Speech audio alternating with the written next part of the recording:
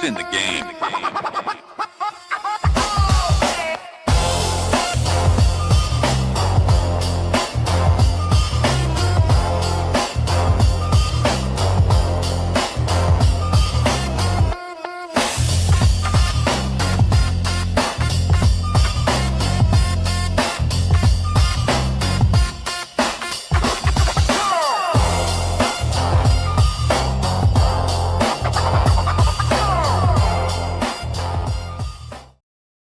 Like we always do on a Wednesday night, Denny Blanco, my man, how you doing?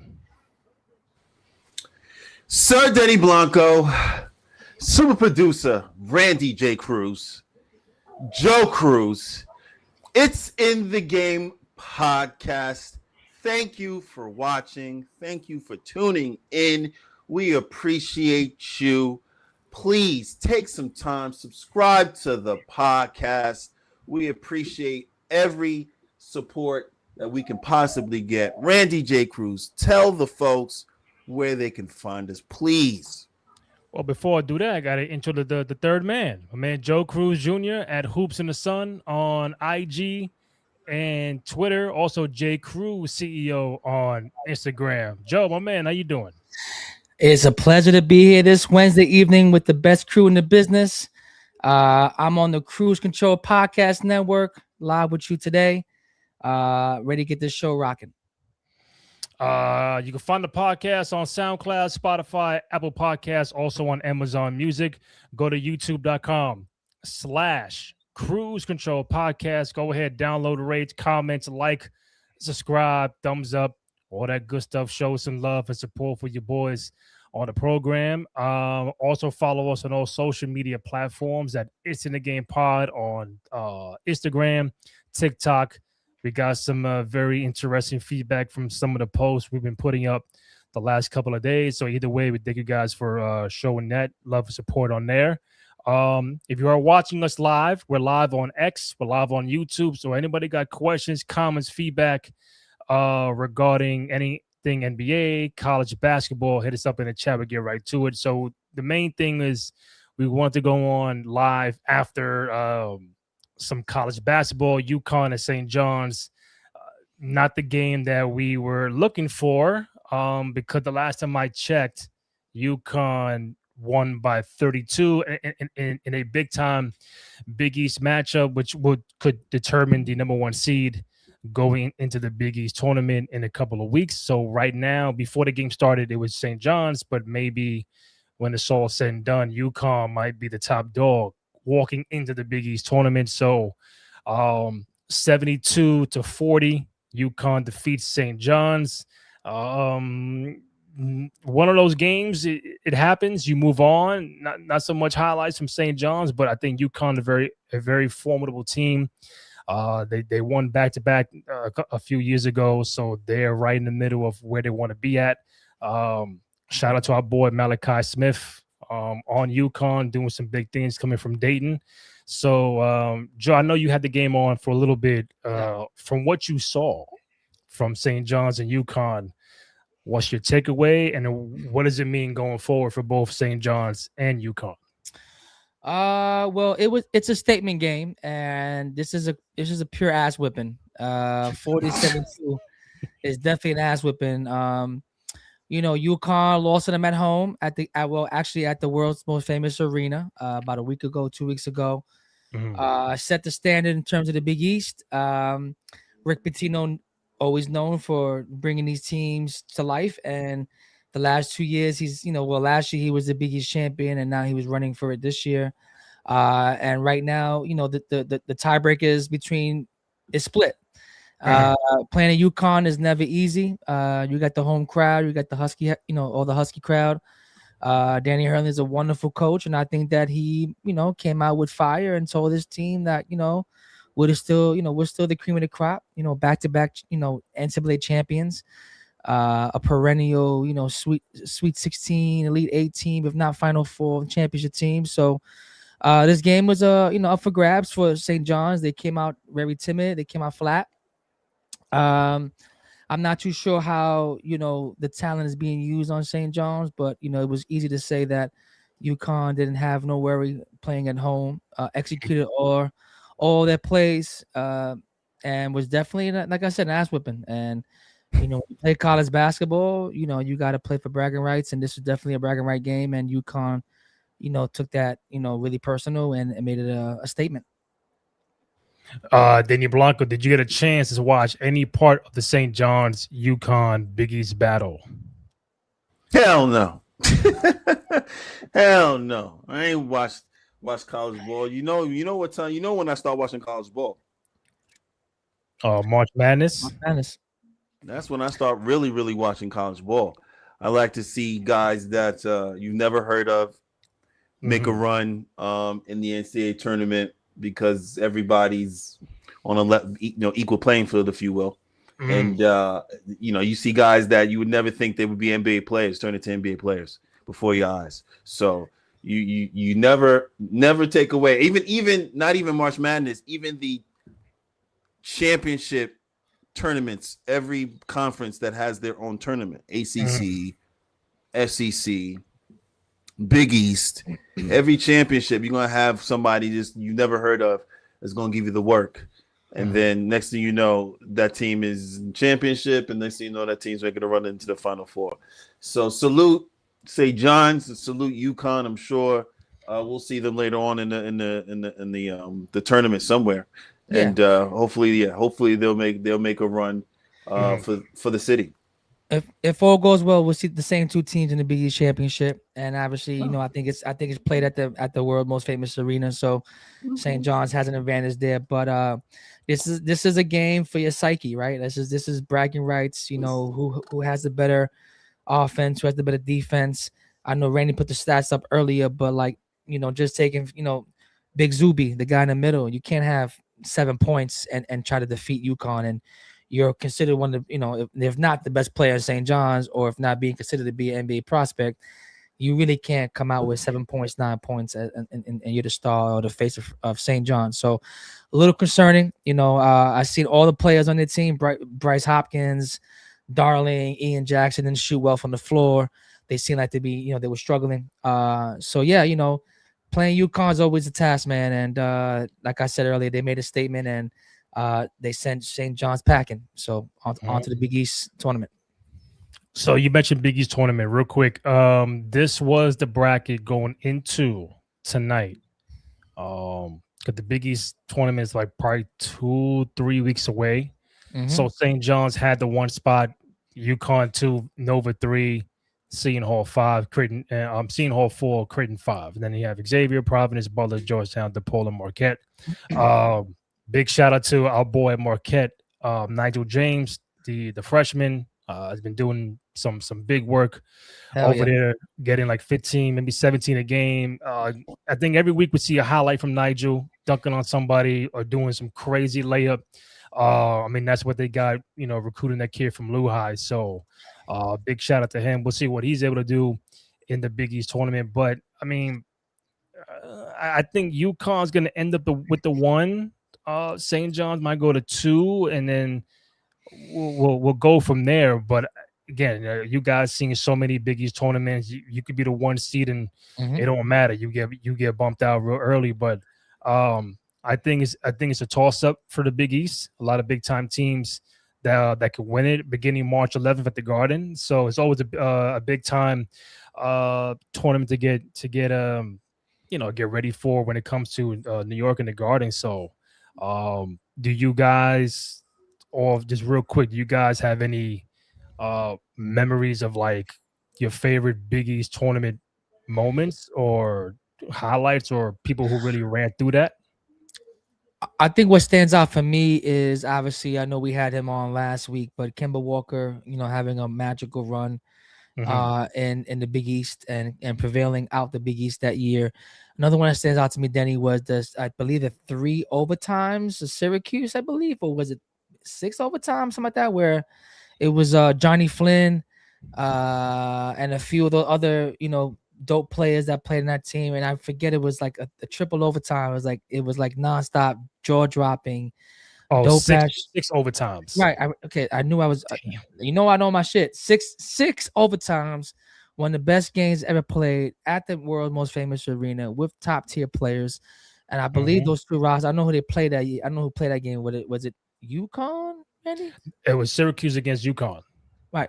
So a perennial NBA players on those rosters. So then that's the game that stands out for me. I remember Johnny Flynn, just like with the baggy shorts and just driving through players and hitting big shot to big shot. And yeah, that's the most memorable one I remember to date. And then obviously, like I mentioned, by Kimba. Denny Blanco, Big East memories. Big East memories. Real Big East. The real Big East. No, this is the fake Big East. I didn't know. No, people say they're the OG, the original. But these aren't the original teams from the Big East. Syracuse not here, so it's a little bit different. You mentioned there's been so many runs in the Big East. I can't really pick one right now off the top of my head, to be honest with you. I'm always interested in watching players develop and actually go to the championship. I mean, watching UConn make a run with Elamine, watching Ray Allen make a run. Those are the players that I'm thinking about off the top of my head in the Big East. So it's been a minute. I mean, other than what are we talking about here? Help me out, Joe. I don't think I have anything else. There was obviously Syracuse, UConn. There was the Rudy Gay. Rudy Gay had a big. Rudy Gay had a good run. Rudy Gay, yeah. But it's mostly what we talk about. We've been talking about basically in Big East. We're talking about either UConn or St. John run, right? Or we're talking usually that's what we're talking Georgetown, about. Seton Hall 1-1, and then Whitehead and those guys 1-1. Villanova. The Villanova boys. The Villanova boys with Josh Hart. Yep. And Jalen Brunson and DiVincenzo. Yo, the Villanova boys. I feel crazy. I got my man shirt on, Josh Hart. I don't even bring him up. That's crazy. And he went back to back. Thankful. And thank you, sir. Thank you, sir. You're welcome. You're welcome, baby. That's why I'm here. That's a big time. That's a great one. That team was very special. DiVincenzo, they had Josh Hart, they had Michael. That team was really good. Even the run, I would say that was probably the last great one too. I agree with you on that one. Good call, Denny. That was dope. I mean, there's been some big time players too. Carmelo's been in the Big East. Iverson in Georgetown. Ray Allen. With my man Victor Page. Dennis, my man Victor Page. I mean, when you don't, these guys they didn't win a championship. I thought they were for sure going to win a championship, but these are Big East championship. But for Melo be a freshman and come out and give them the work, right out of high school. Excuse me, it wasn't even a question who was going to the NBA. It was a matter of where. So right, you're right. Just want to give a shout out that we've had over 108 people who have tapped in somehow, some way in the first 14 minutes. Keep it going, y'all. Let's keep it going, baby. Whether you're watching live on X or on YouTube, we thank you for the support.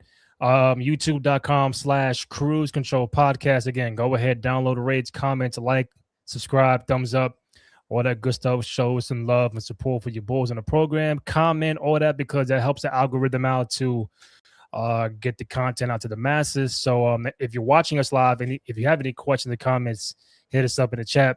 We'll get right to it. So obviously the main thumbnail for the night, the main big topic was, will AJ Dybantsa be number one? So the last week or so, there's been a lot of talk about whether it's him, Darren Peterson from Kansas. I think Peterson's coming back from a hamstring injury that he's playing, but they want to monitor the minutes. And there's been some people on social media saying it's not a good look because he'll play like the first half, he'll drop 20-22, and then don't play the second half. The second half. So to make sure the injury doesn't get go further, or knowing the draft status he's probably going to have as a top number one or number two, they want to protect that, which also at the same time is making people say, you know what, I'd rather go with Dybantsa because he's playing 40 minutes a night.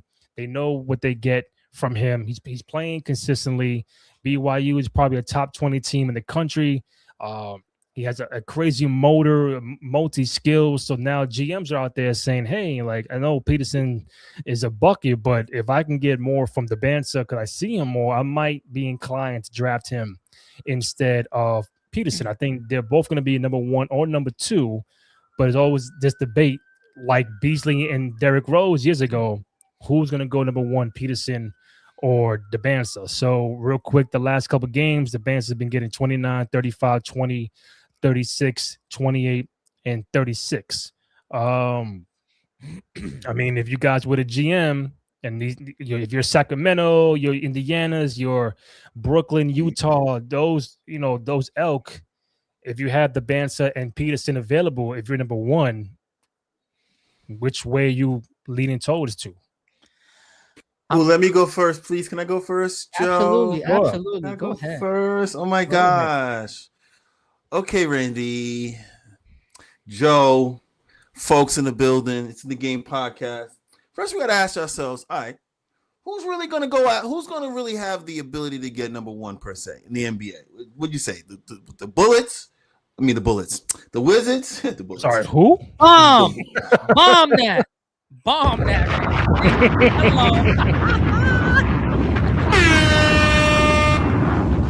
Who, the Wizards? Who Wow. we talking about? The Wizards? Who else is going to be able to get a top pick?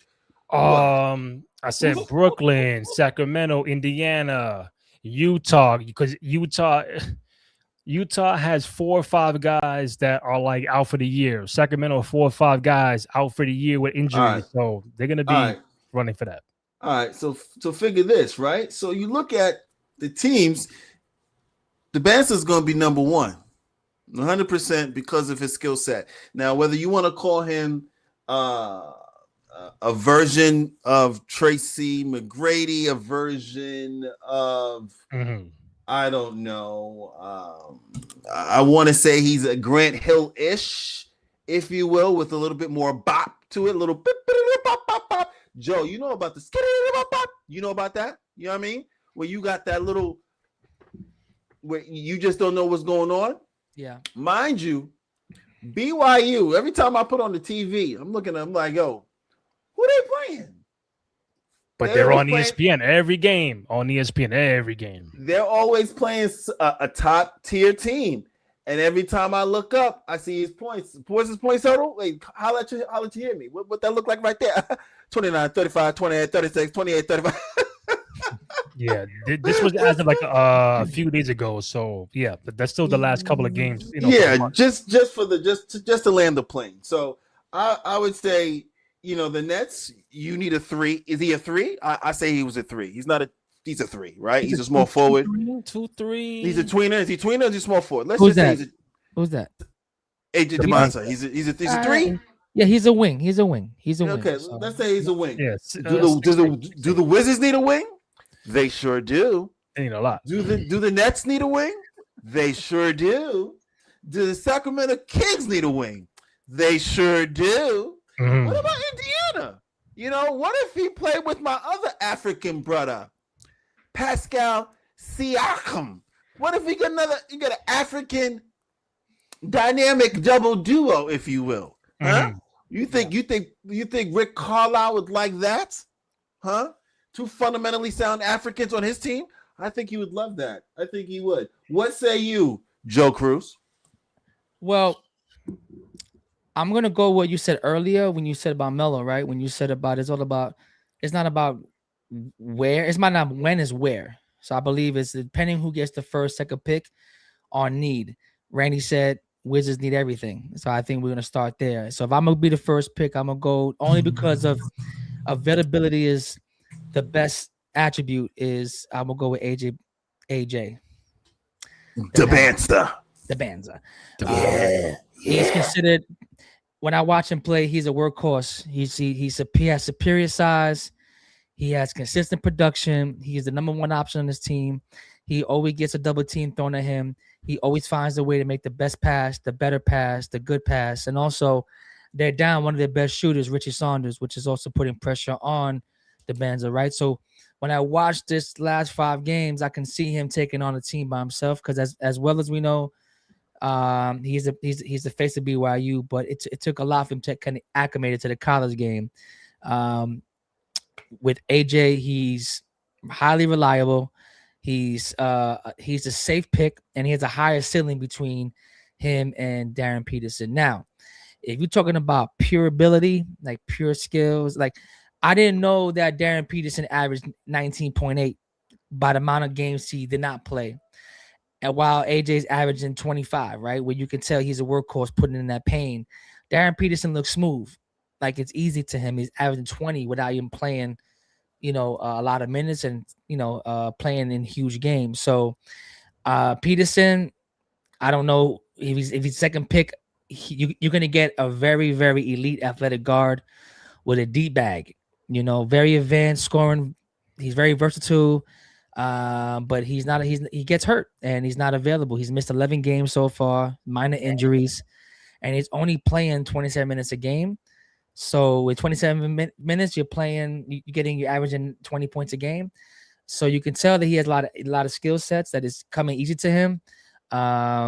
And what I would compare him to is like a Brandon Ingram, that can score, can put the ball on the floor, can shoot the ball from the 3. And honestly, I don't think he's going that hard, Denny. I'm gonna be real with you. I think a lot of people in this corner letting him know, listen, brother, you top 5 right now, top 3, if not top 2.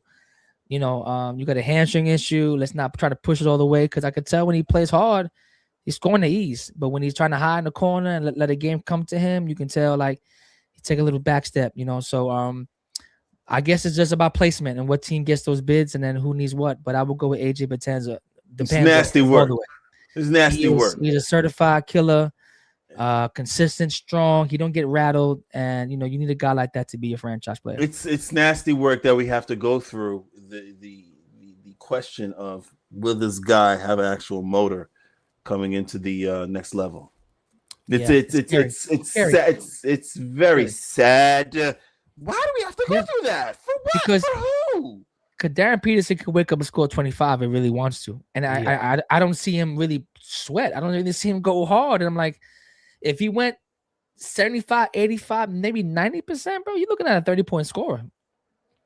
Like that's how smooth he is. That's how smooth he is, honestly. And again, he looks bored. Minutes. He looks bored. He looks like he's trying to get through the year and get to the draft because he already knows. And I think that's what he reminds me of, like VJ Escone, right? When he played in Baylor. Like you didn't see a top 3 pick all the time because the college game is much more condensed and the paint is much more, tighter in terms of like getting to the rim. NBA is a spread out game, and Peterson and VJ need that kind of game to blossom their game. I never thought he'd be this good. Like I know he'd be good.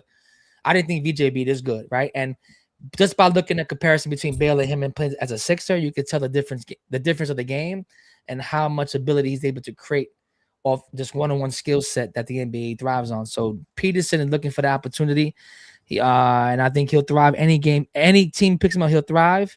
But it's all about his health and being available. NBA owners. Hello. NBA Whisperer Denny Blanco here. It's in the Game Podcast. Randy J. Cruz, super producer, Joe Cruz. NBA owners, you guys, you want to take your hard-earned money and spend it on Darren Peterson watching this display? I mean, what's it going to take? I mean, is it going to take him going to the Final Four? Or is it going to take him getting bounced in the first round? Because it doesn't really matter, right? It's about his talent, right? It's not about what he does in the championship, right? Yeah. Yeah, so I don't blame owners for making these decisions. Make those decisions. But when they come back to haunt you, just say you made that decision. Don't hide from it. You feel me? That's the only thing I got to say about that. The only thing I'd say to you is Darren Peterson has March Madness to complete. And if he's able to be healthy and get through March Madness, at any part of March Madness you strike hot, it's off to the races, right? So then you also you can bank in AJ, but like I think Darren Peterson needs a solid March Madness to kind of prove the haters or the naysayers that much we are talking about him right now. prove us wrong. And I think this would be a great platform for him to do so, playing in March Madness. But this guy right here, I mean, he looks like T-Mac and Garnett and Paul Pierce. Like he just has a bunch of like. This was actually last night. So I know what I'm saying, but look at his game. Look what he's his scoring. game. That's what I say. His game is T-Mac, Melo. But even then, you mentioned it before. In the tournament, there have been teams like, oh yeah, we loaded. We got 5 NBA players on the team. Mm-hmm. Trinity Valley College comes out of nowhere and gives you the work. Mm-hmm.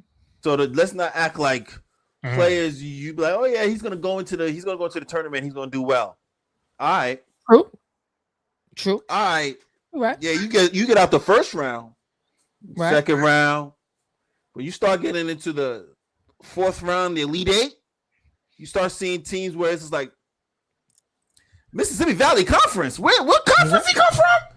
Yeah. Like Bryce Drew. Yeah. You gonna get it. You can get it from a Santa Clara. Yeah. You can get it from a Butler. SMU. You can get it from a SMU. You can get it from UNLV. So it depends on the day. It's the Arkansas. matchup.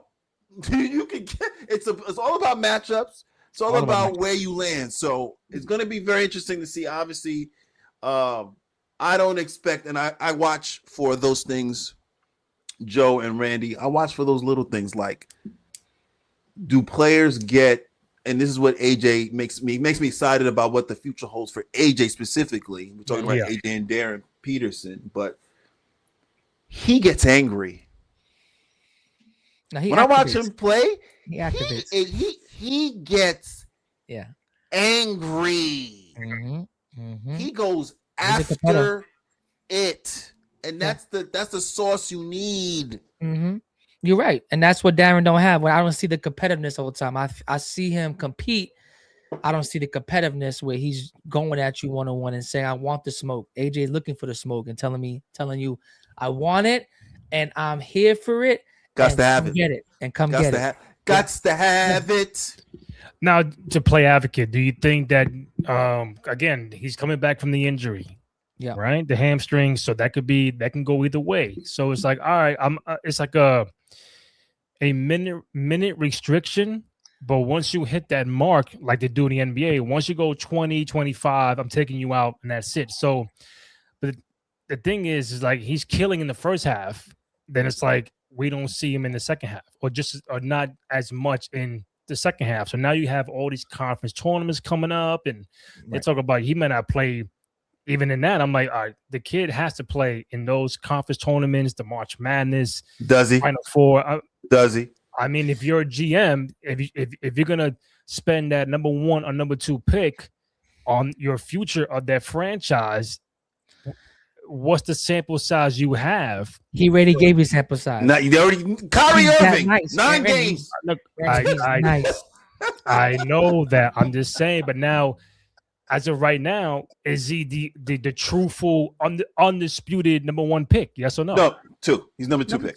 That's what I'm saying, right? Right, because of him doing that, or the coaches or whatever having him do that. Now other people are climbing up that ladder, like the Dybantsa, like the kid Wilson from North Carolina. You got Boozer up there, like so. These I'm telling the GMs are gonna think differently. They can still pick Peterson number 1. I'm just saying now they have more options because there's more body of work of what I've seen you do as a freshman. That's all I'm saying.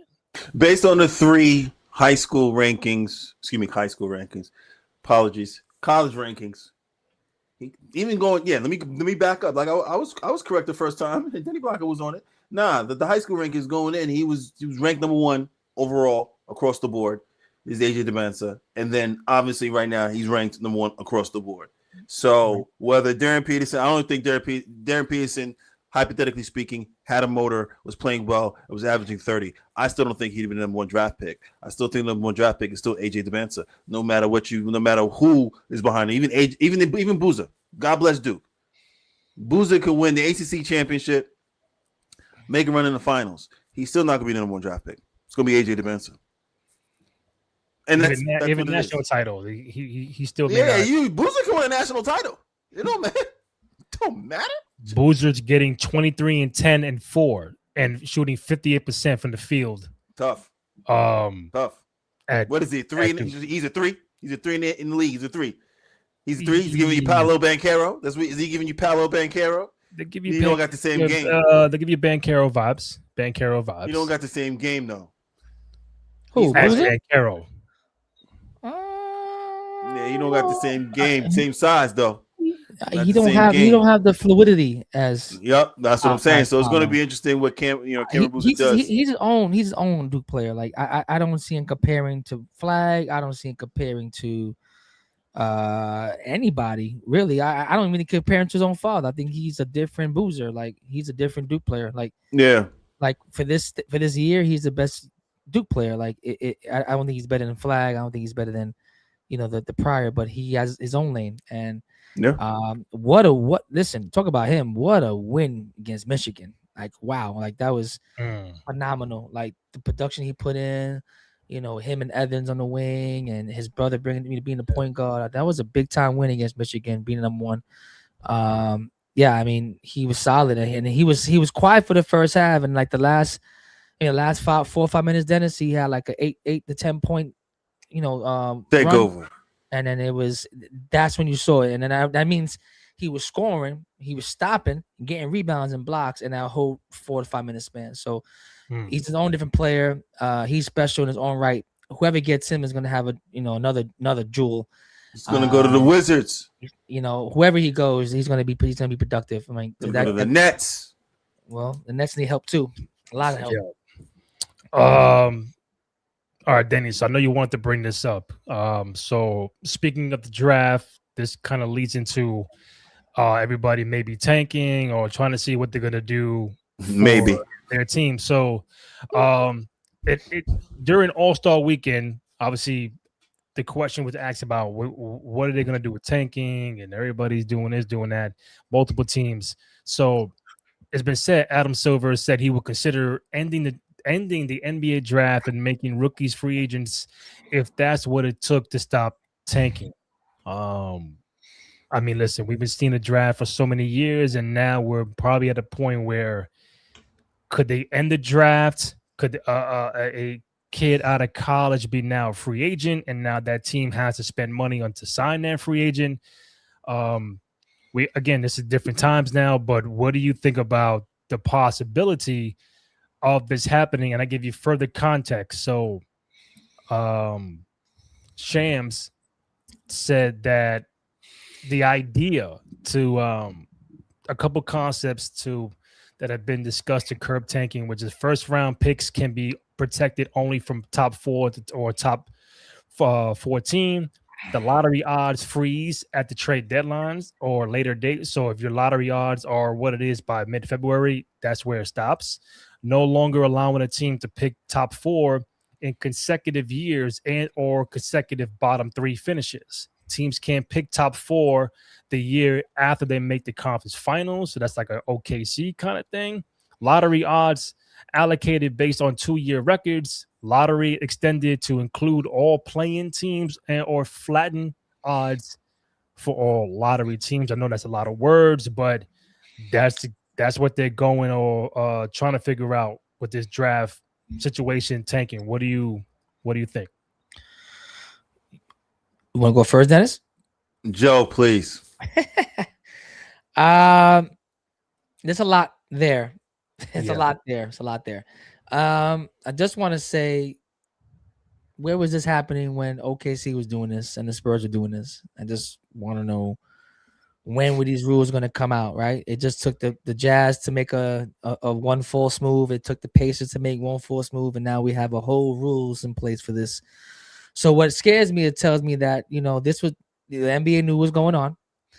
Adam Silver, tried to keep on the wraps because OKC did it. San Antonio did it. You see the Nets doing it. The Nets did it last year and got like 15 first-round picks, like out of nowhere, right? So I don't know where this is at. I just know right now, since the severity is coming up, that this is now being more prevalent. with the Jazz and the Pacers and what sort. Mm. It's a lot. But I do like some of the rules. I do feel like some teams, again, I don't know if it's rigged or not, but I just do feel some teams have the opportunity to be in those top 5 or top 10s consistently all the time. Whether that means you're a bad team consistently every year is one thing, but them having multiple chances to get into the top 5 or top 10 has been ultra annoying. I think new teams should have opportunities to get draft picks. And I think, Denny, I'm going to pass it to you. I'm going to say this. If AJ Dybantsa. if Peterson and Boozer was not in this draft, this probably wouldn't be coming out. This is probably the best draft coming out since probably 2013. This is probably the most talent you're going to find in at least the lotteries, where they're all can play, right? I'm talking about, you got Boozer, you got Caleb Wilson, you got Kingston Flemings, you got Jaden Quaintance, you got KOP, you got Wilson. I already mentioned him. You got Cameron Carr, you got Darius Acuff. You got Darius Brandon Acuff Mullins. is crazy. You got Thomas Hall from Florida.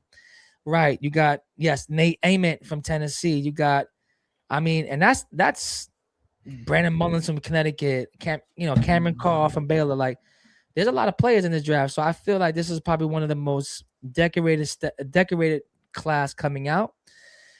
This is going to probably be one of the draft picks that's going to be talked about for many years, and not, if not referenced later on in history, and say this is probably one of the best drafts that came out with this player. You have about 5 Hall of Fame players potentially come in this draft if all goes well. If all goes well, and I mentioned if all goes well, and I'm curious to hear what you got to say, Dennis, because there's a lot of rules here. I think it makes sense, but I feel like it's punitive if we're doing it now. And if you knew about this earlier, this could have been prevented. And some teams could have got a nice shot in the arm if these rules were in place before. Whew. Writing a lot. I was writing a lot when you was talking. I was writing a lot. So let me just take my time with it. Number one, you mentioned, you said, you feels punitive. That's what you said, right? Mm-hmm. Well, welcome to the new world of the internet. Okay. That's number one. Point number one, okay? I want you to pick up what I'm dropping. You feel me? That's point number one. Point number two. How did when it comes to the rules, the rules. Let me go to point number two, the rules, right? The rules. You find your loopholes and you work the rules, right? So Spurs found the loopholes, worked the rules. How'd that work out for the Spurs? Seems like very, very, very good. OKC understood the rules. Matter of fact, if I'm not mistaken, that was the tree. Because didn't Sam Presti come from? Did Sam Presti come from? Am I bugging? Did Sam Presti come from San Antonio? Am I bugging? San Antonio. So. Yep. Yeah. Okay. Learn what San Antonio did. They say, yo, wait, you want to give me a check to do what they were doing over there? Sure. Goes over to OKC. Here's the plan. And I think that worked out. I think it's working. Currently to this day, working out for them. Now, I want to go to, and then obviously you have the Jazz, who will clearly just keep getting draft pick after draft pick with these deals. Change for you. Know the rules. The Pacers, when you even know the rules as a franchise and still skirt them. Let's be clear, ladies and gentlemen, boys and girls. Billionaires know the rules and billionaires can do what they want. Okay? So when you go to my fourth and final point, right now anyway, rigged. And I go back to my original point, which was number one, internet. You sit back and you look at these past draft lotteries and you ask yourself, what are the odds that Luka Doncic gets traded from Dallas? And then they get Cooper Flag. What are the odds? What are the odds that Cleveland Cavaliers get LeBron James, Kyrie Irving? It's very interesting. It's just very odd. The internet will do what it does, and now you have conspiracy theories. Now people don't believe in the integrity of the draft, so now you have to change it up. And yes, let's change it up. Let's make it a little. Remove the draft completely. Come with the money, and decide who you want to pick from the pool of players, because you're also going to have obviously your college players, your European players, your all different types of players. Hey, Frederick Weiss. They drafted Frederick Weiss, didn't they? Yeah. These owners and GMs make mistakes all the time. It's not like they're not going to continue to make mistakes. Okay, but do you really think? Listen, I know NBA has been changing playoff formats and All-Star game this and that going on, or whatever the case may be. But do you think they're going to really end the NBA draft? Like, they're just going to abolish it, like, entirely, like, get rid of it, and all these 30, 40, whatever years of watching kids from high school go to college, and the dream of being the number one overall pick in the draft, now it's just going to go, not saying next year, but the thought of it being wiped out and everybody's a free agent, and it's a pool of who you can, now it's like it's going to depend on the owners to who's going to give a guy like AJ the most money, a guy like Darren Peterson the most money. Like, there you go. We've really come down to where the draft is out of here. Well, you look up the Brooklyn Nets. No incentive to win. They lose. The owner still makes money. So now at this point, you're not giving anyone a good ticket sale at all with anybody coming into town, and then they get rewarded with what exactly? Supposedly supposed to be getting get a high draft pick. Why not now? Now at this point, no draft at all. Watch this. You have no draft. Now it's like, all right, well, Joe Tsai, do you want to spend $40 million? I don't know, first 3 years for AJ Dybantsa? If you want him that bad, or do you want to lose him out to the Wizards who want to give him 80? Let's just do it like that and call it a day. Whoever wants to pretty much put their money where their mouth is, do it, because the way it's going right now, teams is tanking, and they're like, oh, it's like we'll fine you. Teams is like, so yeah, we'll take draft picks. Teams is like, so we don't care. We just want to get in position to get a good draft pick. It doesn't matter what you do. Right. I mean, no, listen. It's a different NBA than the one we grew up watching, and from all aspects. Again, playoff, all-star. They want to cut down games, and the streaming platforms are where you can watch the game, and could be very confusing. But it's again different time, different era, and for them to even think about, not saying tweak the draft or penalize or whatever. Now it's like you get rid of the whole draft, like entirely, like that. That was like, whoa. Like, do I see it? I'll give benefit of the doubt, like maybe not, but it's gonna be some provisions, like what we see on the screen with what Sham said, provisions, but not to end the whole entire. Well, provision, change, alter, rearrange, move around, do something. Let's be real. All this is coming out too because NBA signed massive streaming deals, massive TV deals, and they need to have accountability on these players and on these teams that are horrible to watch on TV. How do we make that more attractive? How do we get these teams on more TV spots? And how do we get these players in here to sprinkle with these whack teams to get opportunity to put the Wizards and put, the Nets and put whoever it is, the Jazz on TV. Right. They don't have a market for it. There's no market for these guys. There's no market. So the market is through TV and streaming deals. So yeah, Danny, you were saying? No, I agree with you completely. You hit 100. You hit it right on the head. The more markets you have that are successful, the easier it is to sell to the networks, because again, you Amazon Prime, Netflix, Channel 2, Channel 5, Channel 8. If you have 18 games going on different platforms in one night, correct, but only 2 are competitive. You know how many times I turn on the TV, I'm like, I know this game was on. Either I didn't know the game was on, or the game, I saw the game and I was like, that's not gonna be competitive. Turn it off. True, that part.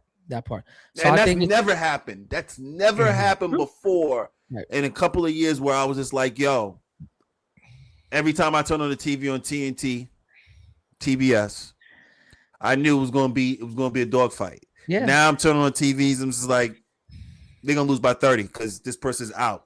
Yeah, I mean, just not having ESPN or TNT as the main channels, you having ABC's, Peacock, all these different channels is like where sometimes I don't even know where the game is on. I'm like, oh, it's on this NBA channel, TV. NBA TV is like it's crazy.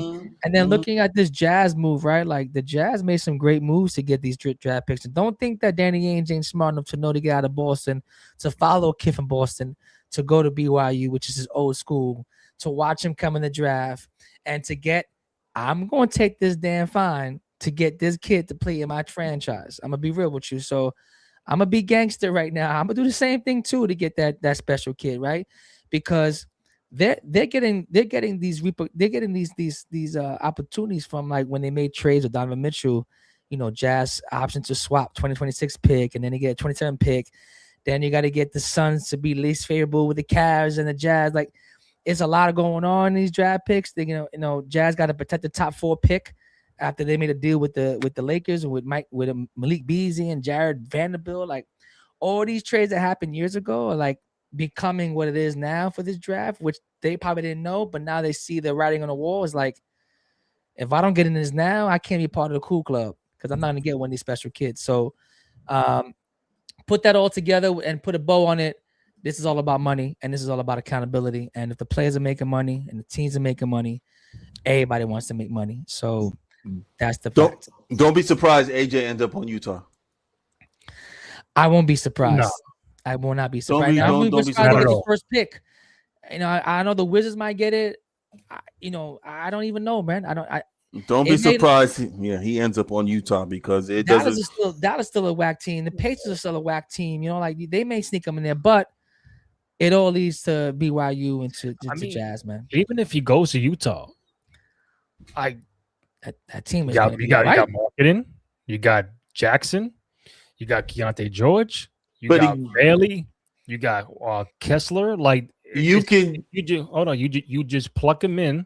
Yep. Like, boom, he'll start with that roster. And not saying you're making playoffs and this and that, but it's like, okay, Utah kind of revamped their whole shit in 1 year, not like a whole 2, 3, 4 year rebuilding process. You get one guy in Dybantsa next year. I mean, this summer, you pluck him in with those guys. Like, oh, okay, I think we can do some. It could be a fun team to watch in the West, but maybe another year or two. Like, all right, this is the Utah Jazz that we've been waiting for all this time, because they sat out Jackson, they sat out marketing, they're sitting out Kessler. Everybody getting season-ending injuries. I think marketing is probably the next one. So they know what they're doing, but the bottom line is there's no guarantee you get number one anyway. So we've seen teams tank, worst record like a Brooklyn, but then like you get 7. Like, damn, I do all that and I get 7.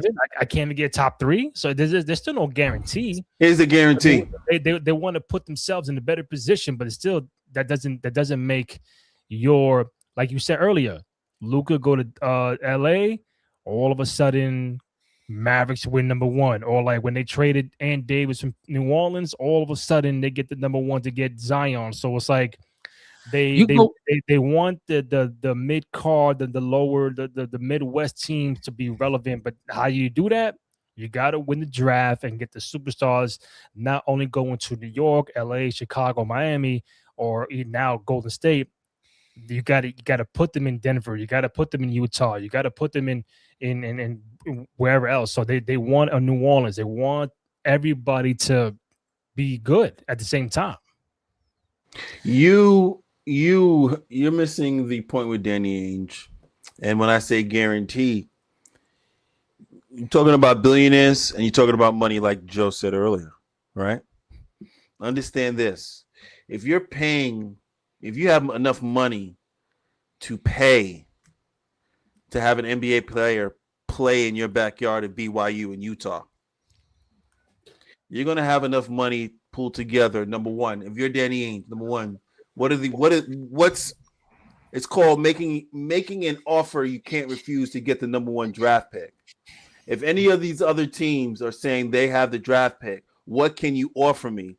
What can Danny Ainge offer any other team? Let's see. He can offer them money. He can offer them draft picks. He can also offer them what? You need a guard? I think Keontae George is good enough to draw some attention. Now he is a big. Yep. You need a big. I think Laurie Marketing or JJ could draw some attention if you need a big. You need a big center. Kessler? Yeah, I think he can draw some attention. So he has 3 levels: money, draft picks, and the ability to have a player that anybody can add on to their team at their disposal. So I think the writing is on the wall. I'd be surprised if it wasn't. The writing's on the wall. The money will continue to flow into Utah because, again, these guys now, again, you now have the owner who's the booster for BYU. This is the owner of the Utah Jazz. Connect the dots. It would it would be scary hours if the Jazz don't get this number 1 draft pick. They have made every attempt to put them in the best position to get them this draft pick. And that's what I want to see. They're gonna get it. They're gonna get it. And if they don't, it's gonna be sad country in Utah because they're making everything for this kid to come there. And if I was a Utah fan, I would do the same thing. But it's gonna come down, like Duraney says, it's gonna come down to the draft. But I think the draft is sometimes can be a little bit suspect. I go all the way back to when with David Robinson's a Spur, and the next year, I don't know how it happened, but they get Tim Duncan, and then years later they get Kawhi, and they get these players, whatever it is, and it's just like they're always relevant in the conversation, and it's like, damn, again, why can't the Knicks get that? Or why can't the Pistons get that? Like they're not playing with the rules. They're not playing with the rules. All right, and it's just crazy. I just hope that everybody gets a fair shot. So I don't be fair long shot, man. I mean, I tell you this stat: the Utah. I know they were New Orleans many years ago, but Utah Jazz has never had a number 1 overall pick. Ever. What was Karl Malone? Karl Malone. What was Karl Malone? Number 13. The closest they've been was number 2 And who in they picked? 1980. Oh God. I didn't know. I did not know that they drafted Dominique Wilkins. Well, Deron Williams wasn't 3. Deron Williams wasn't 3. Yeah, number 3 in 05, but they've never had number 1. Oh yeah, John, he was number John 3. Stockton was 16 in the 84 draft. Yeah, so. I thought Deron was their highest, if I'm not mistaken. Yeah, Deron's that's been their highest. Yeah, because it wasn't. Because Boozer was drafted by the Bulls, then went to Utah. So Utah didn't even draft Boozer. Correct. No, Boozer was Cavs.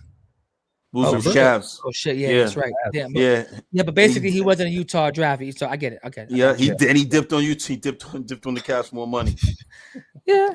And then they got number 5 last year with Bailey. So I mean, we'll see what happens with that. No, you wanted to point this out. I had this locked and loaded. Loaded and locked. You saw Pat Riley get a statue in Los Angeles. 4 championships, 7-time appearance in the NBA Finals. He won over 74% of his games, 102 playoff wins, and no seasons without going less than 50 wins. Crazy. So, crazy. Showtime Lakers. If you don't know, you want to get a good understanding of Pat Riley, take your time and watch this series from the Lakers. I believe it was on Showtime, if I'm not mistaken. Oh yeah. Watch that series. I think it's show. What's it called? What they call Running Time, or I forget the name of the Winning actual. time or show? Winning time. Winning time. Winning time. Yeah, Yeah, they cut that shit too short Pat too. Riley when he's supposed to be the coach of the Lakers. that's a fact. That is a fact. He wasn't even supposed to be the coach of the Lakers.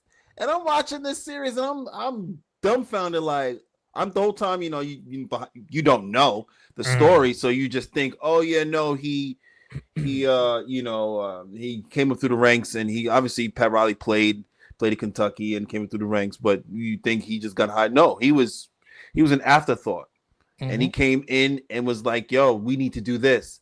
And then the first part is he had an understanding of what the players could do with each position, whether it be Cooper, whether it be Magic, whether it be Worthy, or whether it be Kareem Abdul-Jabbar. He knew the players. And then number two, he knew which buttons to press. And that's another conversation that people don't understand. Just because you're a coach, shout out to all the coaches out there that know the X and O's and the rules. But another part of the game is being able to handle personalities. Correct. Some of you bitch ass sons of bitches, y'all don't know how to handle personalities, and you're not even honest about it. And that's the problem too. You just not honest. Like, hey, you know what? I don't know what to do in this particular position. I'm used to doing this. Help me out. But this is where we are. So salute Pat Riley and his statue. Well deserved. One of the greatest coaches, obviously in NBA history. Joe, I mean, is he not one of the top tier coaches that you've seen in a long time? One of the top coaches of all time. One of the smoothest, best dressing coaches of all time. He has a little bit of resemblance of our father, Joe Pops Cruz, that has this swag about a suit, a tie, and a hair slicked back. Besides that, I think, like you said, Danny, if you could look at this snapshot real quick, you can understand, where the history of the Lakers are. I don't think that if he's here, there's much of a history, or rich history, I should say, in that situation. You wouldn't have seen Pat Riley as a New York Knick. You wouldn't see him as a Heat, and you wouldn't see Heat culture the way it is. I think the same way that he was treated in LA is the same way he treated Eric Spoelstra. Who would have thought Eric Spoelstra would be a coach, right? You just said that. Who thought that Pat Riley would be a coach? Yep. Who the hell thought the video guy doing this would be the head coach of the Heat? And it kind of mirrors his career, right? It give the underdog the opportunity, let them grind, and let them hear a new voice, because Pat Riley was the new voice of the Lakers. We seen that show Winning Time. We seen all the clips, and we noticed that Paul Westphal and they were going through tough times, and what a way to kind of like hemorrhage the season and kind of bring a new voice and a spark plug to the Lakers. And lo and behold, you got 4 championships, 7 final appearances, and 102 playoff wins in his career. Long overdue, Danny. I think this statue should have been out a long time ago. I don't know why we coming to it now. But I think this is probably one of the ones that should have happened. And obviously a lot of Laker greats have their own statue, which I get, but Pat Riley there's no Magic without Riley. There's no Riley without Magic and Abdul-Jabbar. No statues live there prominently. So he gets his rightful place in LA, and I'm glad. I'm happy to see this. I can remember his, the teams that he had, Shogun and running, and I see it right now and how he was coaching. So shouts to him, and congratulations. I mean, what an honor. Probably the highest honor you get besides getting the Hall of Fame is getting your own statue, and getting it at a time of where you at in your career and owning the Heat. And it's only short time that will happen for him to get the same one in Miami, because when I tell you he changed the franchise, he changed the whole entire franchise into what it is now. So shouts to Pat Riley, aka the Smooth the Hustler, one of the best coaches ever coaching the NBA, and probably one of the best people in the NBA. I want to also explain to some of our folks. Shout out to everyone in the building. It's in the Game podcast. Sir Dini Blanco, Randy J. Cruz, super producer Joe Cruz. I want to explain to you what a real coach is to me. A real coach, because obviously there are a lot of coaches out there. Some of you may call, who's the winningest coach, who the best coach is. We Phil Jackson's, Red Auerbach, we hear the names, yada yada yada. A real coach, I think, and on any level, is when you can go to different places and still have that same level of winning. Yep. That's when you know that coach is good.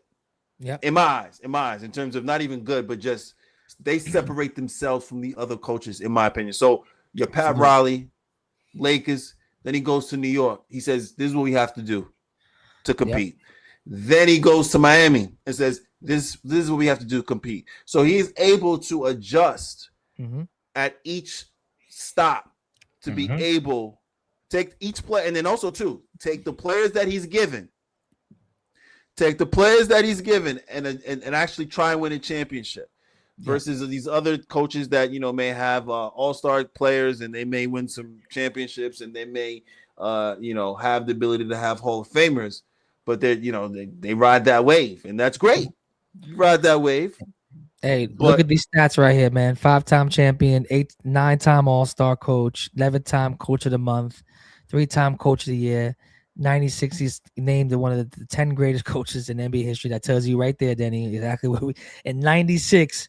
What's that? 20 years ago? 30 years ago? Yeah, one of the 10 greatest coaches in NBA history. Yeah, 30 years ago, this was mentioned, right? And 2011, he's executive of the year. One of the only coaches that have like 2 championships and the 2 franchises he's owned and coached in, besides New York. Yeah, I think him. Him, Pat Riley, I think just in terms of my head coaches that I'm just like, okay, they separate themselves. I think Eric Spoelstra. I think I think the gentleman from the Spurs is doing very, very well. Mitch Johnson. Pop? Yeah. Oh, Pop. Yeah, I think he's doing very, very well. Shout out to JB Bickerstaff. I think he's had an opportunity, so he's doing very, very well. And also too now because JJ was at Cleveland, and they let him go, right? And he was at Cleveland with Donovan Mitchell. And Donovan Mitchell's supposed to be a star, and they let him go. And now all of a sudden he's talking about coaching, right? He's in Detroit. He gets Cade Cunningham. All of a sudden he's being lined up for coach of the year. It's just like it's not like he did anything different in Cleveland. Yeah, he just got all lines up, Daddy. All how lines up. He just different player, different lead player. Different players around him buying into his system. So that's what Pat Riley's all about. Yeah, this is dope, man. Salute to Pat. This is really dope. Question. So he gets the statue for the Showtime Lakers. Do you think they do one for Phil Jackson when he goes to the Lakers and gets 5 rings with them? No. Why not? There's always been contention with the Lakers and Phil Jackson, so I doubt it. It's always been contention. Does he have a statue in Chicago? No, I don't think so. Well, I think that's where you start first if you're gonna go that route with Phil. Yeah, Phil. I mean, he won more rings in LA than Pat. Am I not mistaken, or the same? Yeah. He's supposed to get one. He's gonna get one in front of LA. Well, Pat probably got 4. If Magic got 5, but no, Pat was not coaching that first year. That was a Paul Westhead joint. So if Pat got 4 with the Lakers, Phil got 5 and a 3-peat. Nah, Phil's gonna get one. It's already in the works. It's already in the works with the Lakers. Damn, he got 6 with Chicago. That's crazy, brother. Yeah, he's gonna be in. He's gonna be right with right in the Lakers. No problem. Yo, they might be the only franchise that got like multiple statues, brother. Like they got monuments up there. Well, it's a dynasty for a reason. It's a dynasty for a reason in the Lakers. I'm saying, but I don't see Boston all these statues like LA. Oh no, Larry Bird, he has a statue. Auerbach probably got one, right? Or something. I'm just saying, compared to LA's statues. Oh, he has one in. Hold on, Larry Bird statues. Their Larry Bird statue. Indiana State University. So in Indiana, not in Boston. It doesn't look like. Yeah. Okay. I'm just saying, like. All right. Yeah, he should have had one in Boston, but he has one in Yeah. They Why have doesn't? Yeah. Boston. They have a Bill Russell. They have a Bill Russell, Red Auerbach, and a Bob Cousy statue. Oh, they should have been had a bird on there. I don't think they have Bird, so They I'm just saying, like, they yeah, wildin'.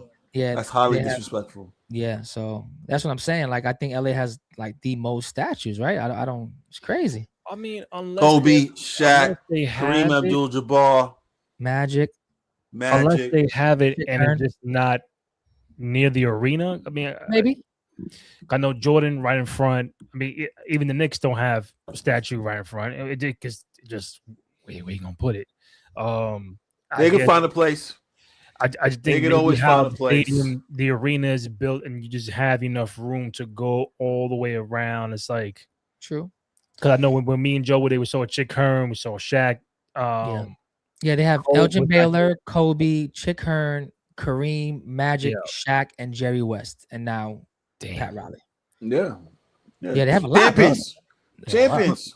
Randy, remember in Kobe we went over there? They had about 4 out there already Yeah. off deck. Cole was not there yet, but I know Cole wasn't there. Cole came later. Shaq And was he was there. Chicago. Chicago got just Mike. I've seen it Mike. live. Have you seen that statue live, Dennis? I know Jordan Randy statue. has it. I'm sorry. I've seen that statue live. It is ridiculous, bro. And not even the statue is ridiculous. When you see the wraparound stats around the bottom of the base, shit is like scriptures. Not a goat. Shit's Nah, like, he's not the goat. you know how you open the scroll? That's one side. Yeah. Side, No goat. Yeah, he's not a goat at all. He's not a goat at all. Yeah, okay. And oh man, and one of the best statues I've seen in my life. I've seen the LA ones, and I seen Chicago Michael Jordan one, and I seen me and Randy seen Ken Griffey in Seattle. Crazy. Yeah. Swing. Woo. Yeah. Yeah, I remember seeing Griffey. Yeah, the Jordan one I gotta get him there, Denny. I seen that shit. It was crazy. Gotta see Mike. And it's in the center. It's not even outside. It's inside the center. That's my point. It's not like you can't. It's not like you know what I'm saying. Yep. Look at that shit, bro. And there's one inside. I think this is the actual one that's inside now because they moved out of the United Center, right? No, I mean, It's still there? I think it's still there. Okay, but I know there's a statue indoors for sure. I have a picture. Like this might be outside, but yeah, this is the OG one, right? okay, yeah, that's the OG one. That's got to be John Starks down there somewhere. Like that's face. You're a son of a bitch. Oh, you're a son of a bitch, yo. You're a son of a bitch. Could be You always Mutombo, got something to could be say about Alonzo it. Mourning, could be some big man, D-Rob, you know. No, but that statue is True. Might be Ronnie Cycli, maybe. I don't know. see Ronnie Cycli. Or it might be Cliff Levingston when he reached, remember? Yeah, it's definitely Cliff Livingston, 100%. I mean, that's probably the most iconic 100%. statue Oh man. as far as like a sport goes. It's his shoe. Like What shoe is on the statue? No, might, I'm saying it might be the nines. That's his emblem. It's his shoe. It's right. Yeah, Yes. the jump man. yeah, it's his shoe. Yeah. That's it. It's his shoe. It's not D Wade's. It's not D. Here you go. Bomb. Not D Wade's. No. No. No. I mean, I want to find out what shoe is on the statue. I think it's the nines. Oh no, I think it's the nines. Yeah. You can put it closer. I could tell by the bottom. Yeah, I think it's the nines. It's a rather unique bottom. So is it these coming up? Hold up. Super producer Randy J. Cruz. Yeah, those. Those are the nines. Yeah, those But are the in, nines. but in, I believe it's black and red or white, black and red. Yeah. But those are shoes. Yeah. Yeah, North Carolina blue, man. Whew, And shit. I think you're right because I don't have it in front of me, but if they gave him this statue in 94, 95, the 10s came out in 95 because the 11s came out in 95, 96. Right. So this must have been 94, and these were the sneakers in 94. That's why that's when the statue came out. I think. Well, I wouldn't be surprised. God bless. God bless him. God bless the. He ain't the GOAT. You right. He ain't the GOAT. My bad, yo. These niggas is crazy. Nah, he ain't the GOAT, yo. He ain't the GOAT. Like, you know what I mean? Like he's wearing the Air Jordan 9, the statue unveiled in '94. Told you. And he's wearing the Air Jordan 9. Did you ever get these, Joe? These specific Jordans or no? I'm sorry? Did you ever get this colorway? Oh, hell no. Hell no.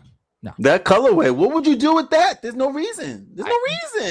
I think any Jordan sneaker should have the colors of his either high school, college, or his NBA career. These other mixed up colors, even though they're cute, I'd never see him wear it. So for me, I gotta see the GOAT wear him for me to wear. You get them in all black. You get them in North Carolina blue and white. Trying to see if I have them here. Hold on. And then you don't gotta see nothing. We don't gotta see nothing. Nah, probably. I will bet Joe probably does not have that colorway. Joe, we don't need to see. Oh, son of a bitch. I mean, what He probably doesn't. He's gonna come with some shit as a substitute. It's gonna piss me off every single time. And it's not hate. It's just that I hate you. It's not hate that I just hate you. It's in the living room, in the other part of my house. So it's cool. Thank you, Jesus. What, the statues? Thank you. Excuse me? These? No, I have the rich. I have the white black with the sparkle. With the sparkle. Yeah. A little salt bay in the front, and I'm a hater. I'm a hater. Beautiful sneaker. I think we're pretty good for tonight. About hour 11. Thank you guys for over 185 people who've tapped in somehow, some way, whether on X or on YouTube. We should be back next Tuesday, I believe, with the scheduling we have going on. I think next Tuesday. I'm gonna try to work on next Thursday as well, so you might get 2 shows in 1 week. I gotta get Denny one of these next time he comes to the crib. Oh wait. I think I have Denny's here. Hold on. Oh shit. I got Denny's here, man. So whenever you get ready to come to the podcast station, you're right here, baby. The Cruise Control podcast, baby. And guys, I'm coming over the bridge. We out. I'm coming over the bridge. Say less. I mean, hold on. I got the Washington Bullets one. Hold on. Oh! I'm gonna have West Until vibes. West Until vibes. Oh man. Only on the Cruise Control Podcast Network. Only on the Cruise Control Podcast. You can follow Denny Blanco on all social media platforms at Sir Denny Blanco. Myself, Rated J Cruz, RENDY, letter J CRUZ. Joe Cruz at J Cruz CEO on Instagram. Also at Hoops in the Sun on IG and Twitter. Find the podcast on SoundCloud, Spotify, Apple Podcasts, also on Amazon Music. And most importantly, go to youtube.com/Cruise Control Podcast. Go ahead, download the rates, comments, like, subscribe, thumbs up, all that good stuff. Show some love and support for your boys on the program. Until next week, from Joe Cruz, Randy Cruz, Denny Blanco, It's in the Game podcast. We out. It's in the game, you heard? Cruise Control, baby. Got mine too. Look at my little guy right here.